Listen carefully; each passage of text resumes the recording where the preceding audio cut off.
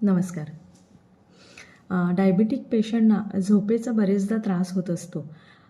तर त्यांच्यासाठी एक उपाय म्हणजे की त्यांनी त्यांच्या झोपेची वेळ किंवा त्यांची झोपेची क्वालिटी ही खूप महत्त्वाची असते.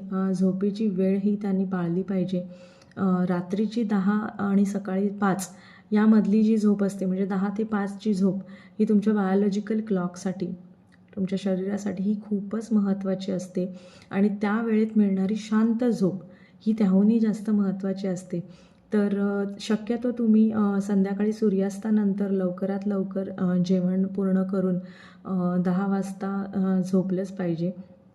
त्यामुळे जेवणात आणि झोपेमध्ये एक 4 तासाचं अंतर राहील आणि त्यामुळे तुमची शांत झोप होईल.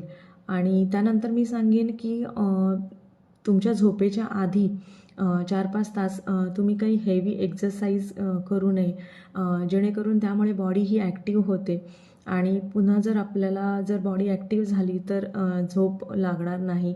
त्याचनंतर अजून एक महत्त्वाची गोष्ट ती म्हणजे की तुम्ही झोपेच्या आधी 3-4 तास काही कॅफेन म्हणजेच चहा, कॉफी किंवा अल्कोहोल, त्याचप्रमाणे कोल्ड ड्रिंक्स या गोष्टी घेऊ नयेत. त्या शक्यतो टाळाव्यात.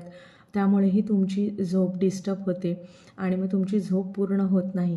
तर हे उपाय तुम्ही नक्की ट्राय करा आणि शांत झोप घ्या. स्वस्थ रहा, मस्त रहा. Thank you.